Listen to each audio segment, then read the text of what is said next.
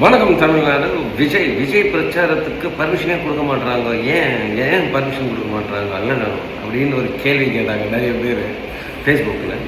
எல்லாருக்கும் அது தோணும்ல, என்ன டிஎம்கே தடுக்குது, ஏடிஎம்கே தடுக்குது அப்படியா? எதுவும் நான் ஒரு சிம்பிளாக உங்களை ஒரு கேள்வி கேட்குறேன், பதில் சொல்கிறீங்களா?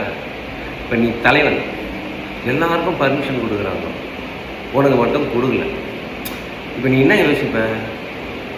எல்லாருக்கும் பர்மிஷன் கொடுக்கும்போது அதே டாக்குமெண்ட் எடுத்து நீ அதே மாதிரி எழுதியிருப்பேன், எல்லாம் பர்மிஷன் ஆகிடும் கொடுத்துருப்பேன், ஆனால் உனக்கு மட்டும் கொடுக்க மாட்டேன். எதுக்கு மற்றவங்களுக்கெல்லாம் கொடுக்குறாங்க, உனக்கு கொடுக்கலையே? ஏன்? யார் தடுத்தாலும் தலைவர் ரோட்டுக்கு வரணும்.